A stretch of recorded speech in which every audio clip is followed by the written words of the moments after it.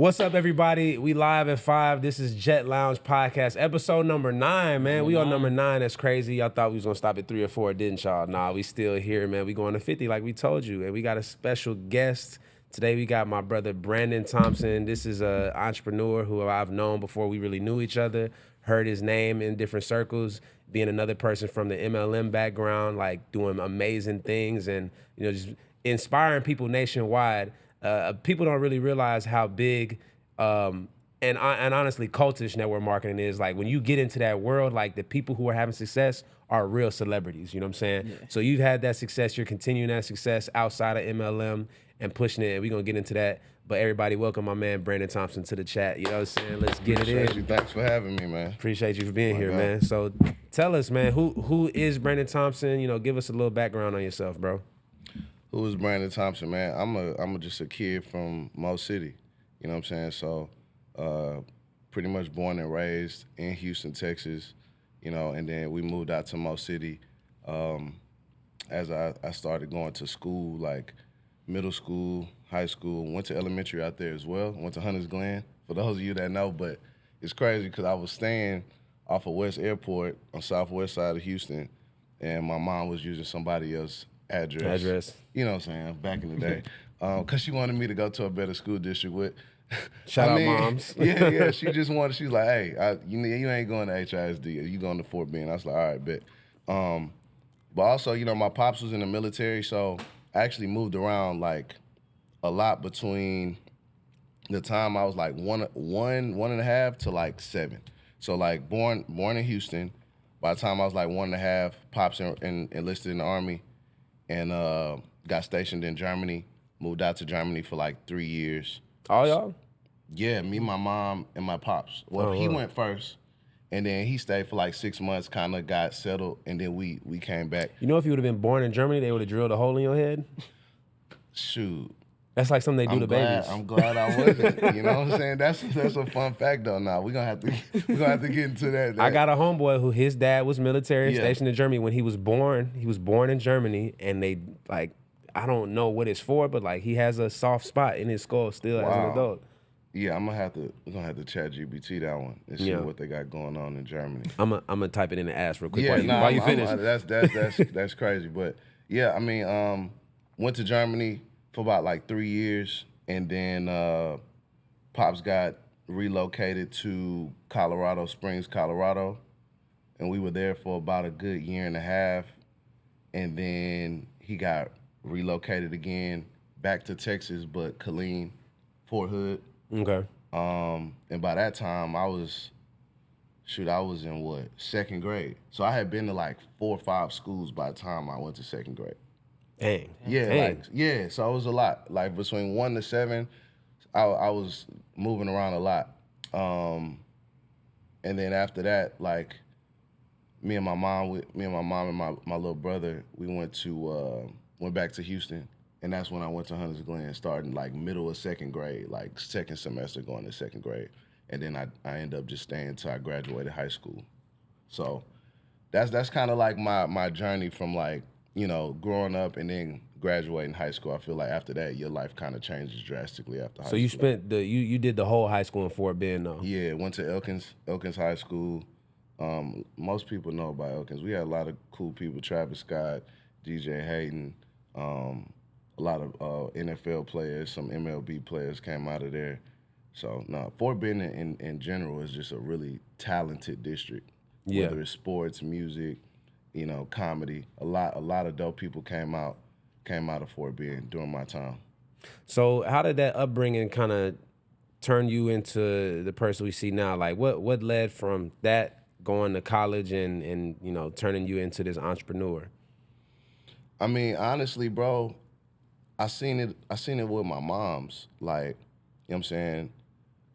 My parents split up when I was like 8 or 9 years old. You know what I'm saying? So I watched my mom kind of hold it down, and she was in oil and gas, but on the weekends, she would do hair. So I watched her go 9 to 5, Monday through Friday. She get off Friday, she at the salon. Saturday, she at the salon. Sometimes Sundays, but I watched her do it first. And then I watched her go from walking off her corporate job to going full time doing hair, then, you know, scaling up, getting her own brick and mortar. And, you know, she's been in the game going on over 30 years, and now she's actually, you know, getting ready to transition into something different. But I got to see my mom do it first. So it's like, that was the closest person to me that I seen like kind of like control the narrative of their situation. What was it like? Did you ever see times in your mom's journey when like you seen her take a loss or like setbacks and how she handled it, and how did that affect you? Nah, bro, that's a great question. Yeah, bro, it's like my mom like always treated the two imposters the same. Like, you know what I'm saying? Like a loss and a win. You know what I'm saying? Like she never really like switched up how she approached the day or how she approached like going to accomplish what she wanted. It might have took a little longer, but like for sure seeing tons of L's and, you know, financial setbacks and rejections and, you know, her just not knowing and trying to do it by herself. And her just kind of like pushing through that. And at the time, you don't really understand that, like the resilience it takes, especially when you're like a single mom and you're trying to like become an entrepreneur in a time where entrepreneurship ain't cool. It's not a lot of resources for you, or at least you don't Right. know a lot of Before Instagram. exactly. You don't. You know, now people say, "Oh, you can get a grant for being a black lady," and you know what I'm saying. Yeah. You know, none of that was. It wasn't no Instagram and Facebook. No information for that. Exactly. It was the dial-up internet. You know what I'm saying? Phone book. You know what I'm saying? Like, AOL. so it was a real grind. I seen her really like build her book of business like from the ground up. So That yeah. was when entrepreneurship was like, just, I don't want to say harder, but harder, honestly. Like, you had to actually network in real life, have great service every time to get real recommendations and referrals, and just slow grind it to death. You couldn't get lit on the gram and get 1,000 people to find out about you. It wasn't no gram. Nah, It that's wasn't even facts, bro. websites. Yeah. That's facts. I mean, the fact that you said that, like, because, you know, it's relative when you say something it was harder. I believe it was more difficult. But then you kind of look at it now, like, relatively harder in this time means, like, now it's so much, it's like, oh, I'm comparing myself to this guy that got the Lambo. I'm comparing myself to this person because they got 100,000 followers. Where, like, back then, yeah, it was harder, but, like, it was easier to focus on you because you don't got all this 100%, other yeah. distractions, No, you know yeah. what I'm saying? Yeah. To be like, oh, I'm moving too slow, or I ain't making enough money, or dang, like, this person ain't as talented as me. Like, you know what I'm saying? Like, that, all that, I think now in this time, it's the mental health like aspect of entrepreneurship that makes it harder. Yeah, It's I was like, gonna- dang, I'm not on track. You know what I'm saying? Yeah, I was going to jump on the back of that, pause, and just... Okay, I'm glad we on the same type of time. All right, bet. So I was gonna say, like, it's easier. It's the attention of it, you know. Because if you was gonna get 100,000 people to find out about your business in the '90s, you had to spend probably 6 figures, right? Mm-hmm. And now you can go viral once. You can post a dope video and go viral. You done probably did 100K videos before, Facts. and it didn't cost you nothing. You know what I'm saying? So, like, that's more so the thing. But like you said, yeah, we live in the greatest age of distraction ever right now. And it's being engineered by society on purpose for that. Like, they don't want a group of people. Like, what we have in our hands right here is the greatest device of all time. But at the same time, for the average person, it could be the worst thing for them to possibly have. So it's a weapon that is like a gun with 2 sides to it. Facts. You shoot it, and you got to know how to be like this while you shooting to your target. But yeah, man, I agree with you on that.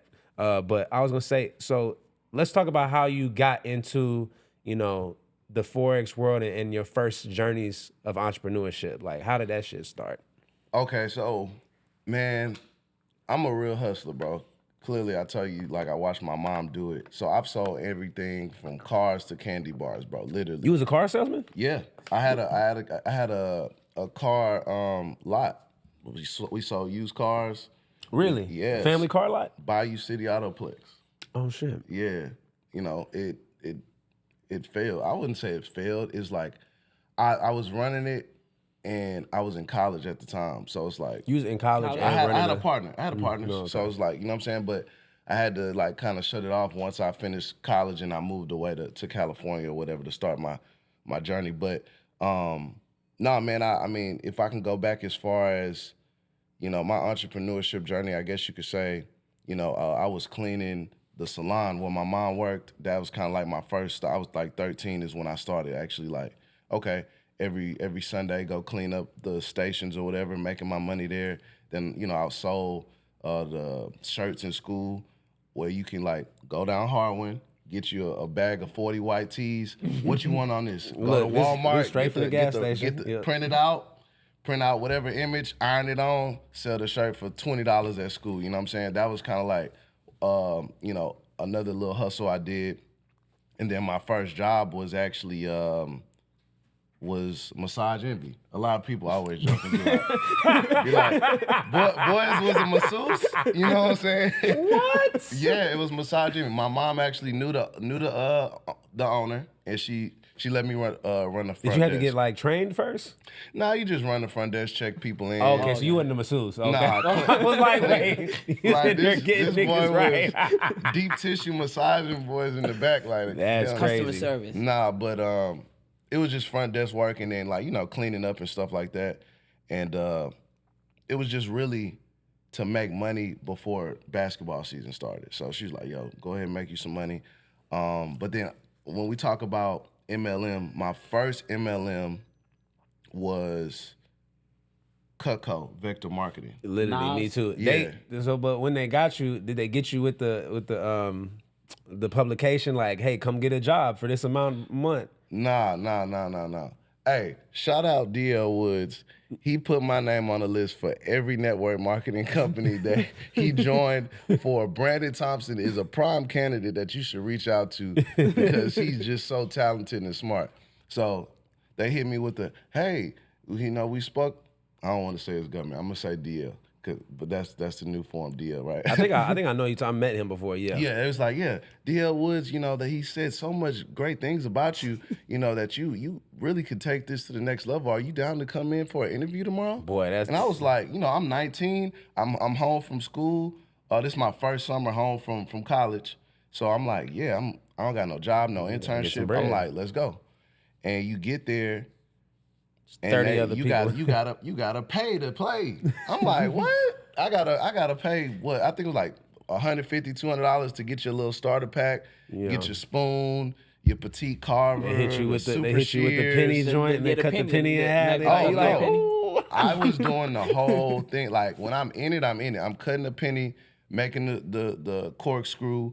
I'm throwing the apple up over the sink, letting it fall, slicing it. I'm cutting leather. I'm cutting rope. I'm doing the whole thing because I see the vision. Mm-hmm. I'm saying, you tell me I could be a millionaire selling knives? I'm like, everybody need knives. You said, like, you're right. Everybody needs knives. I'm in the kitchen with my whole family. Like, I'm trying to tell y'all.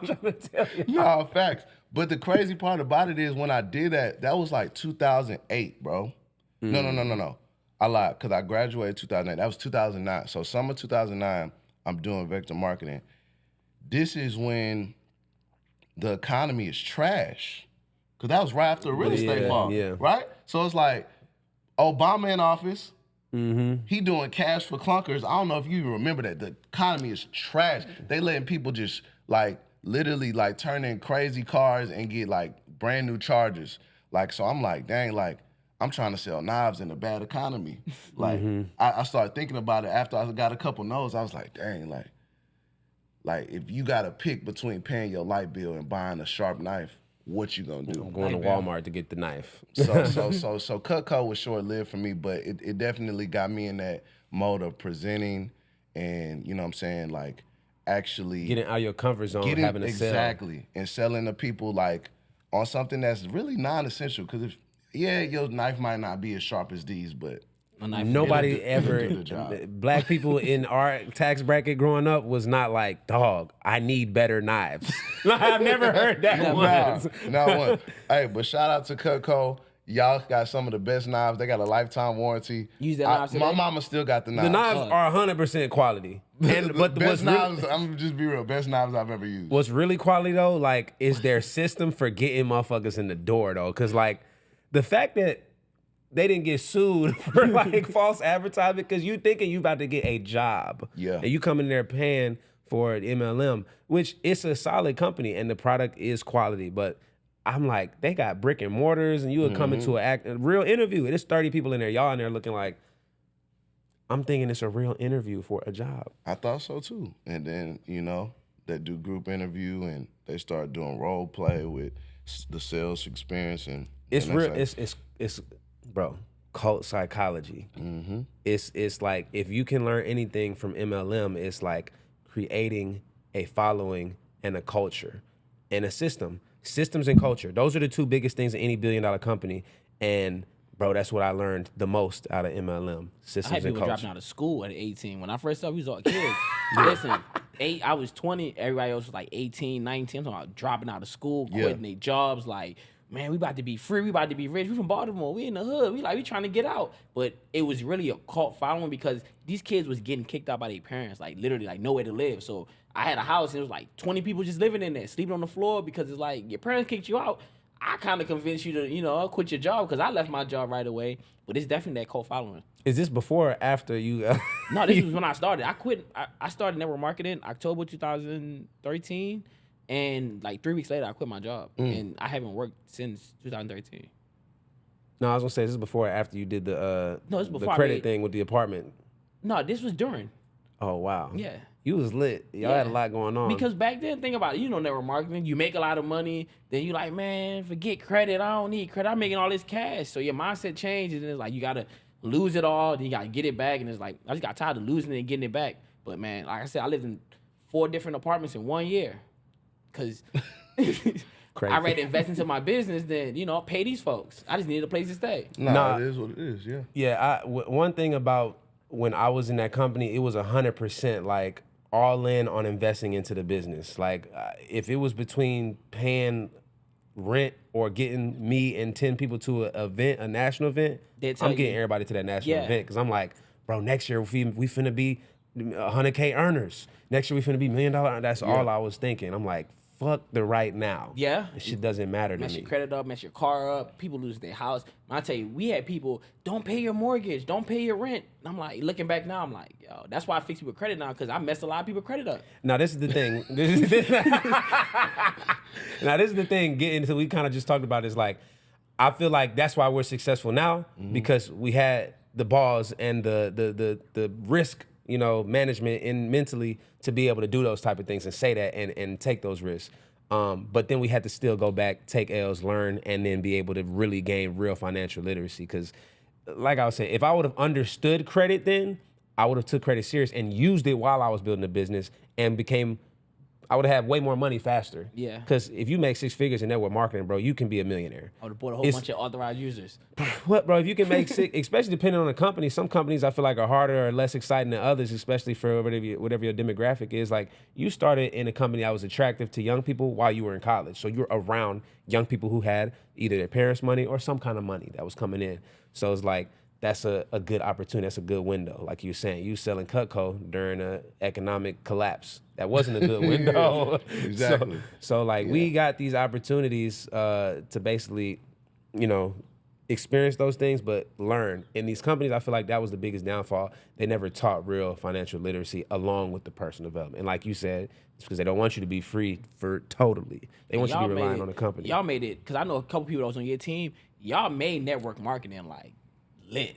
Because when I was doing it, nobody, man, it was like, you doing network marketing. I'm going to be honest, I feel like my company got it lit, and then their company got it super lit.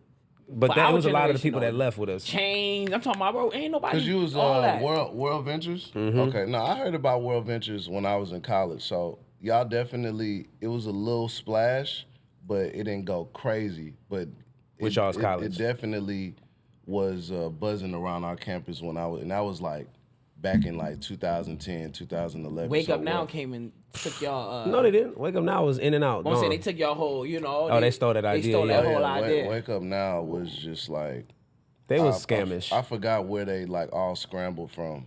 College kid, they was wild. It was the mud. It was some company that failed, and then they kind of the juice company. It was I forget what it was, but a lot of people got their first 6 figures in Wake Up Now though. Because it was so easy to do so. Yeah, but it was short-lived for sure. So getting back to that, so how was you introduced to, Forex? And because this is gonna be a great topic. I feel like this is something Forex has a great connotation and a lot of negative connotation on social media right now. So I'm excited to get into this with you. But talk about like how you was introduced to it, where it started. Man, shout out DL Woods. You know, Once again, a lot of people don't know me and DL. Man, shoot, we go back since 6th grade. You know what I'm saying? So, wearing the white and green Celtics unit, he gonna see this episode. He know what I'm talking about. But now, DL, like I said, he always called me or referred me to every network marketing company, literally. So he was on. Because after Cutco, I did 5 links. That was DL hit me up about that. Damn. So, and I was in 5 links for like 2 years, made like $1,500, but it was a great personal development experience. But as far as Forex, so okay, setting the, you know what I'm saying, the scene. I'm graduated now. I graduated 2016. College. From Prairie View, yep. Had a full-time offer to the Boeing Company in Long Beach, right? So as soon as I graduate, boom, I'm headed to Cali. So by, summer 2016, by first quarter, about February, March 2017, I'm getting a call from DL about Forex. So I'm only like 6-8 months in my job, like working. And I'm like, bro, I'm making 6 figures a year now. So now it's a little different. Bro, I'm not trying to do all that, bro. Like, but he got me with the, you can multiply your money from the laptop, from the phone. I'm like, okay. So I don't have to recruit anybody because, bro, I'm just not there no more. I've already did that. I've mentally retired. You know what I'm saying? It was something to do until I got my degree and I got a stable career. He's like, nah, you don't have to do that. He's like, you can make money from actually using the products and the software. It's like, all right. So I thought about it for maybe a couple days and I went ahead and pulled the trigger. And honestly, bro, just not even taking it completely serious, I start to see the power of it just on like playing around with the demo. Not even watching the education all the way, because that, you tend to like actually tap in with something once you kind of see somebody else like get the results or something. So that was like, okay, cool. I started seeing like how people was making money from the phone. I started playing with the demo. I started waking up $10,000. I'm like, what? It's demo, but it's like, what is this now? So, long story short, I go down the rabbit hole, bro, and then I'm like, yo, like this is a real thing. Like you can really run it up on your cell phone. I'm at work. I remember my first actually live deposit was $300. I took $300 to $1,200 in 2 days, not knowing anything. Like me just playing around. Changed the game. It changed the whole game. Because this is back in 2017. Yeah. So I'm like, bro. Now I want to cut in real quick because like this is a really big thing. You had a career, and a real income. Real income. That 300 was not critical. Oh no. But turning 300 to 1,200 is gonna change anybody's mind because they're like, well, if I would have did 1,000. Exactly. But yeah, like that's a big thing. A lot of people talk shit about any company, not just for any, because they're doing it with their last, and then when they don't give a full effort and don't make it back, the company's shit, or the product don't work, or it's everybody but my fault. I'm the adult, but it's not me. So I just wanted to point that out because that was important, I think, for people to hear. No, absolutely, bro. And it goes back to the preparation that I had with all the other, experiences. You know what I'm saying? I knew, like, even if whether it was 300 or 3,000, I know that I'm going to treat the loss and the win the same, bro. Like, you know what I'm saying? So because I've lost money too in the market, but the same place I lost it is the same place I could get it back. And most people don't think like that. Did you have a lose or a win first, though? That was like, no, I had a win first, right? Yeah. So just to be honest, I had a win first, but then I had some losses for sure. Because it's like once you win, then you try to win bigger and you end up losing. So that's just a part of the game. But you know what I'm saying? Did you immediately go for the band and try to turn it into 10 band? I'm gonna do 10 band. Nah, I mean after the 1,200, I definitely blew the account. Because at that point, you like, oh, I think this is it. I can become a millionaire. This is my moment. You know what I'm saying? This year we up. Yeah, so I had a lot of those moments, man, humbling experiences in trading. But that's how I got it and introduced to it, and then that opened up cryptocurrency because my uncle, man, he kept telling me about Bitcoin in like he was talking about Bitcoin in 2017, bro. 2017, bro. And he's like, hey, nephew, you need to get you some Bitcoin. And I'm like, what's Bitcoin? This 2017, man. I'm like, what's Bitcoin? And he's like, yo, just trust me. Just go ahead and buy you some Bitcoin. And I remember going to look at the price. And at the time, Bitcoin was like $70. He was like, I'm dog, I like, man.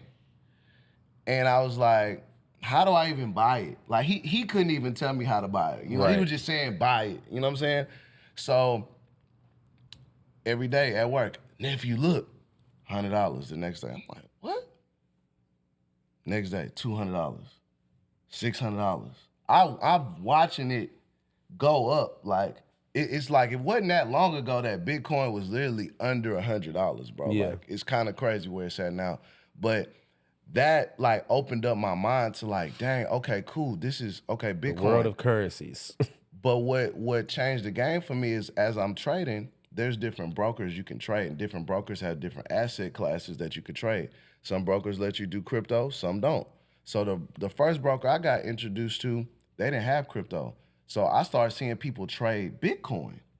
And they run, I'm talking about 0.01, the smallest lot size you could put on the trade, and they making $200, $300. I'm like, what? I'm putting 0.01 on, you know, regular Forex pairs, GBP, USD, making $3. You know what I'm saying? $2. So I'm like, hold up, I need to get in the game. So they was like, oh, it's a different broker. So I said, cool, let me get on this. I'm gonna be real. And this is, look, this is not everybody's, like, this is not gonna be everybody's result. I remember I got my first Amex card. It was only $1,000 too. They only gave me $1,000 limit. You could fund up with your credit card. I funded up $200. This is around November. This is around when the the Astros won the Doski World Series. The one that's questionable. Whatever. It ain't questionable for us. I just remember. That Yeah, meant it a ain't lot. questionable, but that's what people like to, you know. But I remember putting $200 in, bro, and I did my little 0.01. Instantly, that joint up $30. I'm like, oh, snap. Instant. I'm out and about. I'm watching the game that day. I remember, like, literally watching the game, and we winning the World Series, this whole ordeal happening. Put the $200 in, I'm out, boom, up. Add another 0.01. I'm watching the game. I'm up $1,800 off $200. I go home. We didn't win the World Series. I'm lit. You know what I'm saying? I'm up $1,800. It's nothing crazy, but it's like, dang, I put $200 in today. I wake up in the middle of the night. I'm up 3 bands. I said, standard. We going out tonight. I said, standard. I wake up. Bro, I'm up 7 bands. Off the 200. I said, standard. I wake up. At this point, it's Standard mean you staying in. No, standard lot size. Oh, okay. For the people that's watching that trade, you know what a standard is. Right. So they gonna know, but it's a bigger lot size, so it's risky. So, like, I could lose it off and just pull back a little So you bit. basically was adding to the risk Yeah, amount. I'm just adding more positions. I wake up, it's 4 a.m. now. I can't go to sleep now. Standard. I usually was going to the gym. I couldn't even work out, bro. I was on the treadmill just like, bro, that was my first $10,000 day. And I Like did that. it from $200 the day before. That was the catalyst that changed my entire mindset. I don't care if I lost anymore. You saw You $10,000. can't tell me anything. And it's documented. It's on Facebook. So it ain't no like, oh, plenty of people can attest to that story. You posted this on Facebook? It's on Facebook, bro. You put it on YouTube too. I'll put it on YouTube, but like people were screenshotting it and it was a testimonial. And bro, it went crazy because people were like, yo, you put in $200 and turned it to $10,000? Yeah. Where else can you do that legally? Nowhere. Without having to sell somebody, without having to tell somebody. Yeah, no, Almost that, like 2 to 10. But here's the thing, bro. I'm making 6 figures a year. Mm-hmm. I don't really need this. I want this. Right. I was in it because I wanted the information on how to multiply the money I already had. Now, how is this working? let's get into what I know you want to talk about. Yeah. The MLM side. Yeah. So now you hear my foundation story. I started off trading. I didn't start off building. I didn't need to. Right. I was making money. I didn't need to convince Sam and Susie to, no. I wanted to learn how to multiply the money I was already making because I was living in California and the cost of living was crazy and six figures ain't really feel like I thought it would. Six figures about 40 bands in LA. Yeah, so that's how I started off, bro. So when I'm starting to build and I'm telling my brother and I'm telling my friends back home and now people are seeing, so now people are getting on board. Cool. But now it's like, I got the gift of gab. Once again, I had the gift of gab, like just, I feel like speaking and motivating is just a part of my God-given gift. But if I believe in it and I have results, it's over with. Yeah. So when I'm 'Cause doing, you can't tell me nothing. and I got the skill set. So I was in 5 links for 2 years. I ain't make no money, but I was doing presentations. I was selling knives. I was doing this, doing that. So I got all the experience. So now I didn't won. I got a real foundation with a 6-figure job, and I got all this experience. Oh, I'm about to kill it. Yeah. So I'm on the calls like making people feel stupid. Cause you know, a lot of people like within the Forex space and like the stigma's like, oh, what happened to the Forex niggas? They used to say you don't need a job and quit your job. That was coming from me. But I had a job. So when people come behind me trying to duplicate it, it's like, nigga, you never had a job. You in college. Yeah. You trying to tell a nigga to quit his job Who ain't never and had you a ain't six- even get a degree yet. I'm speaking from experience. You speaking from duplication. That's where the stigma changed. So Yeah. think about it, like when you a pioneer and you creating a space, the people that come behind you don't have to go through the same thing you did to win. They win. Now they standing on the shoulders of giants because you don't have to make $10,000 in a day. You could talk about how he did it. Right. Yeah. And that's the whole thing about Like- that's the whole thing about MLM is that people will say something is a scam or that something is not stable or whatever, but what they're looking at is the person who introduced them to it. Facts. And that person is using tools or systems or training, but that person doesn't have the results yet. They haven't actually really been personally developed. They don't have any real like training. You went through 4 other companies before you did that. And corporate America. And Biggest you- like expense. and Facts. people will look at him and be like, you didn't make a bunch of money in those, but like you said, you highlighted this and this shows your mindset. It's like, I got personal development out of, would you say 5 links? You did it 5 for links. a year and a half, not making money, but you learned. And that's why you came. Like, how much money would you say you made in network marketing altogether? Total about 5 million. That is the point. Give it up for 5 million though, real quick. Give it up for 5 million. But like, Yeah, that's you know, crazy to say that out loud, though. You got to be like in the Hall of Fame of network marketers, especially you being a young black man. But like, I remember when I was in WV, like we looked up to Holton Bucks. And like they used to call him the Michael Jordan of network marketers. He was like the first person I had heard of doing like $1 million a year or something like that, or $1 million a month. It was one of those, I think. He was like doing $1 million a month doing coffee, but like. Y'all had a couple people end up getting close to that type of thing in y'all's company, right? So anyway, but yeah, back to what you were saying. So, the whole thing, like with the, what was I about to say? But yeah, we was just talking about the MLM side. Yeah, the MLM side. So you had the foundation, and then you was talking about how like you had people who was duplicated, and that's why Right. differences. Yeah, so like, it started off like with great intentions, right? Because I do want to speak on this because a lot of people get confused as to what Forex is. It's not a call center. It's not a pyramid scheme. It is the largest financial market in the world. And if you're still saying Forex is a scam, you already left behind. You've already lost. MLM is a business model, and you can sell a product. Forex education just happened to be the product that we were selling, right? So if you came in and you didn't take it seriously and watch the education and utilize the resources that you pay for monthly, and you just got caught up in somebody wearing a chain or a watch or driving a car, and you say, oh, I want what he has, so I'm gonna do what he does, and you didn't follow what you came in for initially, then you can't get mad when you didn't win. So, but I do apologize for you being misled and misinformed, but Forex is a real thing. It's the largest financial market in the world. When I started, it was $5.3 trillion generating in the market daily. Now it's 7.7. So it's growing. cryptocurrency has come in, they create new coins every day.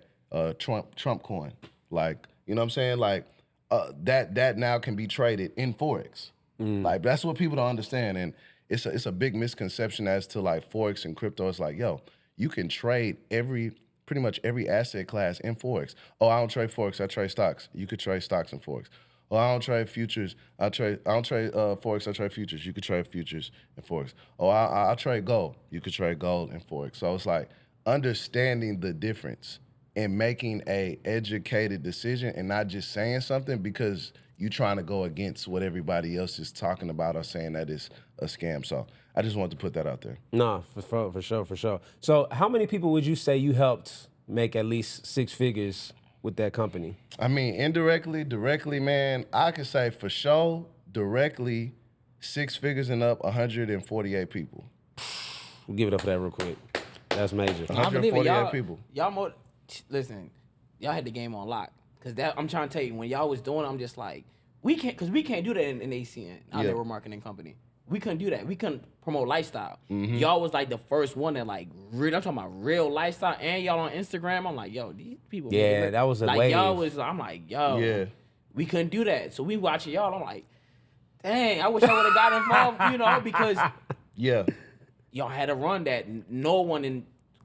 Nobody did that. Nobody did what y'all did. And even the negative speculation is only just, it's all publicity is good publicity. Facts. The fact that there's negative speculation from it says that it was an impact that was made. I made it cool to do network marketing. Like, it was like, oh, everybody doing network marketing now. But I'm like, man, they hated network marketing back in the day. You scammy doing this. And then when y'all did, it was just like, everybody was trading. I know so many people that was a part of your team, and they said like, no, they was really getting to it. No, we was like, everybody wasn't like trading, but a lot of people were. Like, so there's a ton of good traders now that are independent that are killing it right now. Yeah. And even in that time, like, even if you didn't hit chairman, whatever, like, that was an amazing time. Like, anybody hating on that is like, bro, you just, you know what I'm saying, you jealous or you're mad that you weren't a part of the movement. But at the end of the day, if you see a bunch of people that are black and young doing something legal, making money, not hurting nobody, but actually spreading hope. How can you hate? Whether you overselling it and saying you can go get this Lambo in 90 days, it is what it is. Like, I know the biggest thing outside of me helping people make money is I expanded the possibility. Like, bro, I can make 6 figures a month, not just a year.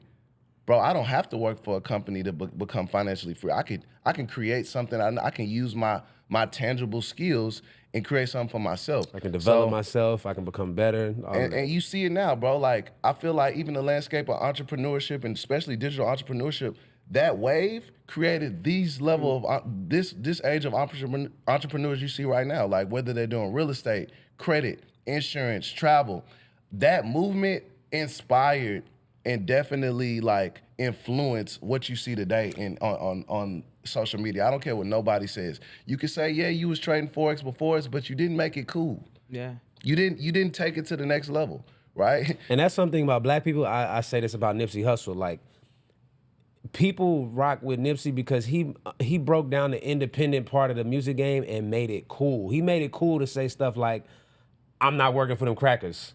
You know what I'm saying? Like, who really understands the business model of what they're doing and really talking shit? You know what I'm saying? Like, and for us as black people, we follow what's cool. If something ain't cool first, we not following it. I don't care what your results are. If you come in here like Steve Urkel, I'm like, look at Goofy. Exactly. But if you got the cool factor, we like, oh, that's cool. Like, He look like me. He look like somebody I wanna look like. You know what I'm saying? We interesting people, man. I'm not gonna lie. So with our people is, to educate us, you got to entertain us. So I call it edutainment, right? So in the education, there has to be entertainment. So it has to kind of be some Lambos and some flashy clothes and the girls and the bottles, but it has to be refined.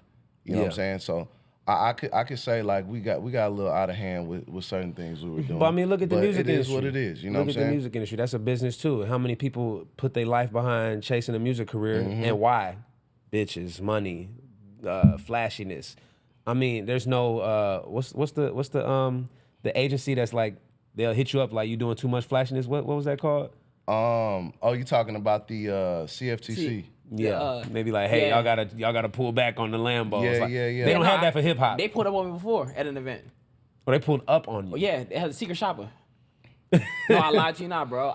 Listen, I went to an event and I was backstage at a convention with the real owners of the company. Yeah. And they talking to me. I'm just like, damn. I'm like, the government? Because, I had a lot of impact in network marketing. I made people believe back in the day, like, you can actually become an entrepreneur and have some success. Nobody I knew was leaving, their job in their 20s. Everybody I know was still working. So I was pushing. I'm like, man, you can leave your job, but I'm just like you said, I'm telling my story. Everybody didn't have, credit and all of those things, coming up. They just jumped involved in network marketing and just think, I can blow up too. But it's like, nah. And that's a weird thing because I feel like being able to tell your story and talk about what you have, yeah, there's got to be some context, but like there shouldn't be a negative connotation. But just because I do have this. They said it's not duplicatable, so they told me don't share it because it's not duplicatable. But I do want to get into some because we got like 20, 30 left. Okay. But I want to hop into some other topics really quick. And the one last question I Yeah. was going to ask you on that is like, I said 6-figure. How many people do you think y'all indirectly help become millionaires? Millionaires? I say it was about 15. About 15 million. How many people y'all know help 15 people become millionaires, man? Let's give it up 15. for that. How many of them was black? All of them. Man, 15 black millionaires. Hey, All of them, bro. that's beautiful. I appreciate it. I'm be And it wasn't because like I just want to help black people. It's like I went to 2 HBCUs. I'm black. Like it just is what it is. But Like, it was a you know what I'm saying? movement. It was 100% a movement. Yeah. I'm glad you got that. That's gonna be some good content. I know you're gonna blow that up. Like, you've been waiting to say that shit just like this. Like if you look dead in the camera. Nah, I felt that. Okay, so you're a father. You know what I'm Yeah, saying? You're a yeah. new father, right? Yes. Yeah, I was about to go into that too, because I remember, we had talked briefly. He was like, man, I got a kid on the way. And then now, seeing you a dad, how's that been? Man, it's been amazing, bro. Just like taking another role as a leader. You know what I'm saying? I feel like when you're a leader, you're not just one type of leader. You got to lead, maybe a family. You got to lead a team in business. Maybe you're a spiritual leader at church or whatever. It's like, so being a leader as a parent is probably one of the most rewarding but the toughest jobs because you're constant, especially if you have a conscience, you're constantly being held accountable. It's like, dang, okay, how can I be better? You know what I'm Because saying? it's never their fault. It's never their fault, bro. You know, at least in business, you could kind of like, how can I manipulate this to not make it feel like it's all me, right?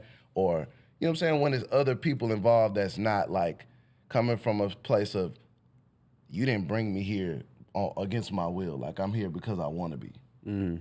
Business, spiritual, whatever it is. But when it's somebody that's like, bro, I brought this guy here, like, He asked I me. had unprotected sex, like, you know what I'm saying? Like, I got like you. it's all, I can't even, it's all me. Like, you crying in the middle of the night, dirty diapers, you want to go to, like, this morning, like, he gets out of bed and he's 20 months now. 20 months, bro. And he knows exactly what he wants. He gets up and he'll get out of bed. He's taking the covers off of you, dog. Off of you. Yeah. And he's Like, it's pulling time your to do it. hand It's time to like, do yo, it. let's go. Like, let's get this day started. Right. I don't care if you hungover. I don't care if you went to sleep late. Right. That don't got nothing to do with me, bro. I need what's in the fridge. And I can't open it by myself. And I can't, and I'm a bug you. And then if you don't do it, I'm crying now. Yeah. And I got levels to the cry.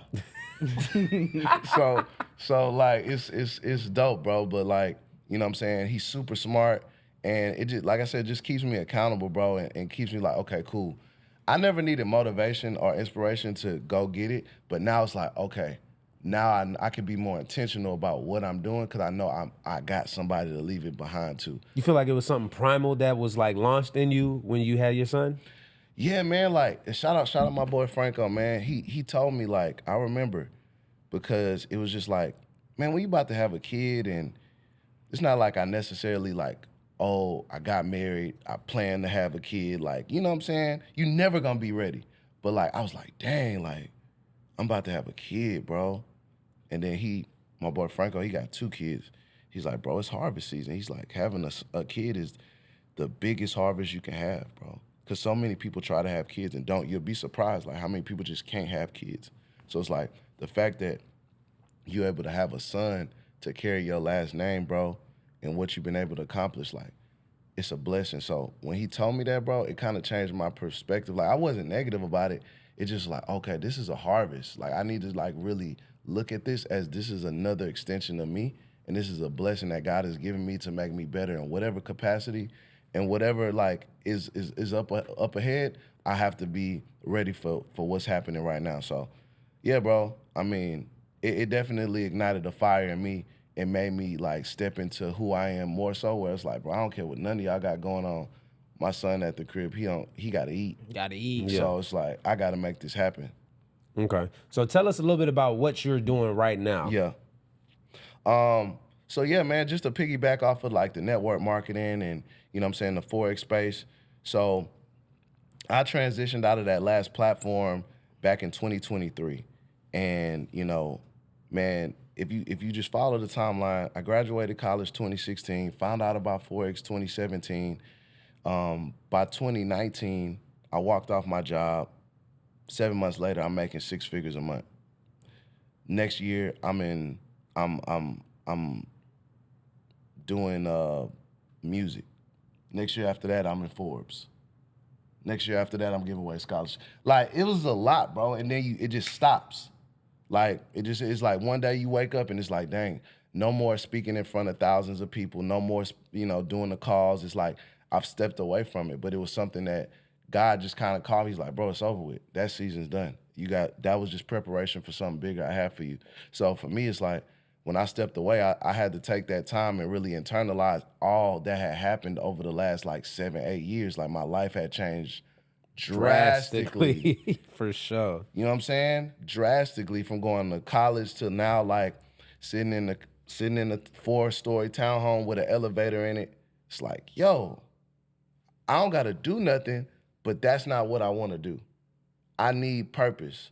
And that platform gave me purpose, like traveling and speaking to people. So I was like, man, I gotta find purpose. So 2021, bro, and it's crazy how God will still order your steps even in the midst of chaos or in the midst of something that might not even exist anymore. So during that time, bro, I set up my nonprofit back in 2021, and that's when I gave away the scholarships to HBCU students in STEM programs. So we gave away scholarships, and that's how I got the Forbes article. It wasn't about how much money I made, it's about how much money I gave. So gave away scholarships, and when I got out of that platform, I started looking at like, okay, what did I build for myself? Sir Trilli, the music, I love the music, you know what I'm saying? But I was like, that's more for fun. That's not like purpose driven for me. That's like me telling a story and I'm passionate about it, but I don't feel like that's my purpose. And then I was like, you know what? I need to get back on this nonprofit side because I want to give back. Like I've gotten so much and I've learned so much, I want to give back. And so many, like you said, people didn't have credit and didn't get real estate and didn't manage their money. I was like, you know what? I want to create a platform where we teach financial literacy, not to y'all, and I say y'all like the people I've already helped, the people that are gonna need it before they get there, 11 to 17-year-olds. So we created not only the scholarship program, but a financial literacy curriculum, Shake the Bank financial literacy curriculum, Shake the Bank financial literacy workshop, and now we have Back at Zero Trading community where we service the entire world with free Forex education. And a lot of people gave me heat for that. It's like, bro, why you used to charge? It's like, yeah, I used to charge. You know what I'm saying? But I understood that, you know, why would I charge somebody for something that you're not going to learn in 6 months? You're not going to learn in a year. Just to be honest, anybody that's really making money consistently profitable, it took them a while to get it. So we wanted to give them the right information and the right toolage so that they can learn the skill without having, you know, a subscription shot clock over their head. But the basis of what we do, bro, is we go in these middle schools and high schools and we teach kids about budgeting, saving, different career paths, the salaries with those career paths, and what is their desired lifestyle based off of what they want to do. So, you know what I'm saying? You go into these schools, especially the underserved, marginalized, underrepresented Black and brown communities. You go in these schools, bro, and you start asking them what they want to do. Oh, I want to be a rapper. Okay, I did my due diligence. The average rapper make $48,000 a year. You might not be Drake. Right. You might not be Sauce Walker. Shout out to Sauce. You know what I'm Right. saying? You might not be these guys out here that are making millions of dollars off of music. And even these guys probably aren't just making money off of the music. They're doing other things. So it's like, I don't go there to kill dreams. I go there to empower them and give them a game plan of like, okay, you want to be a rapper? Do that, but you still need to learn credit. Yeah. You still need to learn about insurance, real estate. You still need to learn how to manage your money and how to invest. It's giving a real understanding. Because I talked to my mom about this one time. Like, I remember my cousin, my mom was telling us, asking us, like, what do y'all want to be when y'all get older? Yeah. And my cousin, he 5'7", is like, I want to be in the NBA. And she was like, All right, Muggsy. you're not gonna be in it. You're not going to the NBA. And he ended up telling us later, he's like, that really like kind of fucked my confidence up for a long time. And I'm like, I know what my mom thought she was doing, was trying to do, but it was a way to say that, right? Mm-hmm. Is there a slight possibility he could have been one of those 5'7" dudes to Earl go? Boykins. Possibly. He for sure possibly could have went overseas. My cousin actually was pretty nice. Yeah. But like, my mom could have said, I'm gonna be honest, I know you think you're good, maybe. But like, what's more realistic is this over here. But if you do want to go to the NBA, you literally gonna have to outwork every single person that you ever see. Like, you're literally the lowest on the totem pole for this. And give more of a reality to that instead of just complete, you ain't never gonna do it. No, facts. And that, like you said, just never gonna do it. It's like, I'm a facts-driven person. Like, you know what I'm saying? Like, okay, it's really only it's less than 500 jobs in the NBA, right? Right. Numbers. Simple It's numbers less than game. 500 jobs, and all of them not even starting. Right. Some know of what them I'm some of them are not gonna even be there the next year. So think about where you from. There's probably 5,000 people that's just as good as you in your neighborhood. Right. So you're not even talking about other places. Now, we're not even talking about the United States. Now you got people like Wimbignana that's in France Getting trained with that's pro athletes. 3 times your size Yeah. doing the same thing you can do. So it's like, it ain't about you not making it. It's about, okay, cool. If you want to play basketball, do you want to play for money or do you want to play for fun? Because you can go to the rec. You can go to semi-pro. You can go to, you know what I'm saying? Right. You can go to 24-hour fitness. You can go to Lifetime and hoop and give people buckets. But how you going to feed your family? That's the question. And, you know, when we talk about, like, what's realistic, bro, they said the most paid jobs is going to be plumbers, electricians. Trade jobs. Trades. Using your hands, bro. You can go become a millionaire and you can go give people 30 at LA Fitness, bro. And drive off triple-double. and whatever you want and feel that same high. Because really people just want to, they want a profession that, 1, makes money, and 2, allows them to feel in the culture and cool. Basketball gives you that, hitting that 3 and somebody getting fouled or and 1 or cross or something. It's cool. It's like it's a show. Yeah. For us. So we want the nice things. So we have to figure out, like, how can I live this life, be cool, and still do what I want to do at the same time? Yeah. As far as like taking care of my family, you know, living a good lifestyle. And it's like having those conversations like, bro, you can hoop. Still keep hooping. Don't stop. But go learn this skill right here because this gonna help you get paid. And I'm gonna be real, a lot of my friends are hoopers and they went overseas and I know the stories. You can go overseas, bro, you making $1,500 a month.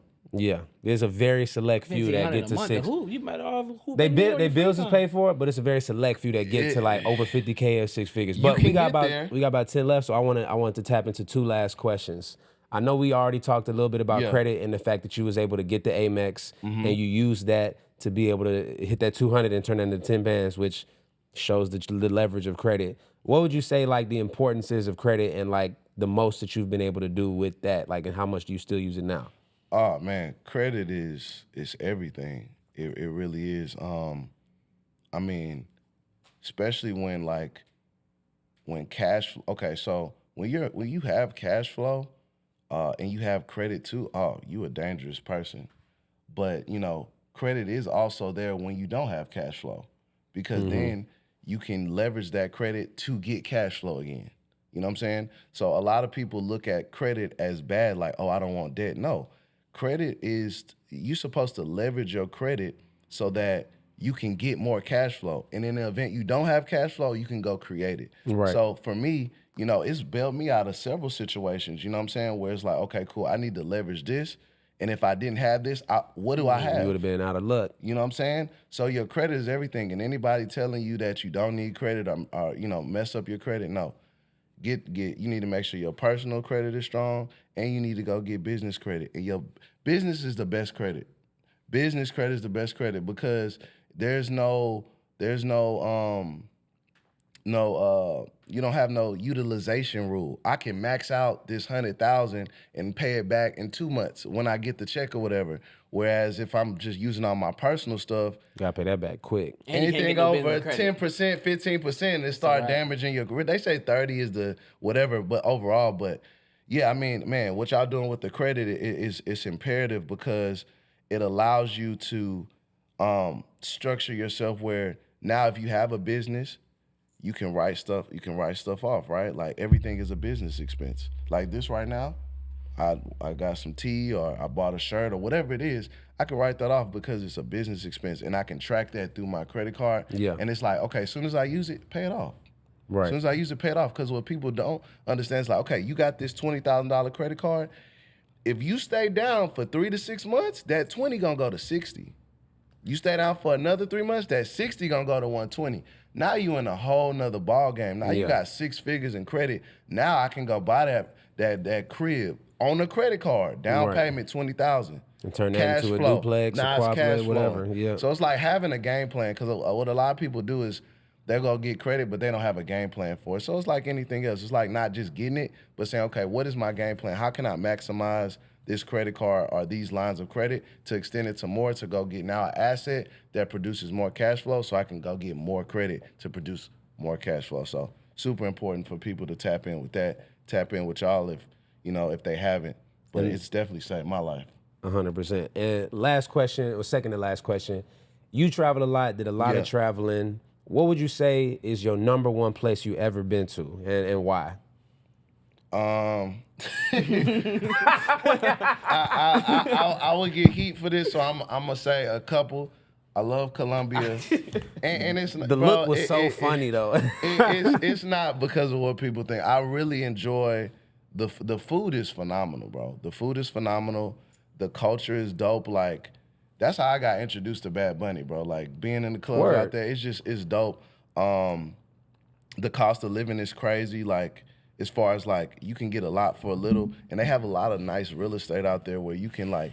That's why I thought about living. I was like, dang, like you can be like really a king out here. Oh yeah. You know what I'm saying? Of course, the women are beautiful too, man. There's beautiful women everywhere. Top notch. You know what I'm saying? They talk about passport bros, but it is what it is. But I'll say the second place would probably be, a lot of people don't like it, but I like London. I really like London because it's a melting pot. Like you see Nigerians, you'll see Asians, you'll see Latinos, you'll see white people, you'll see all people from all different walks of life with a British accent.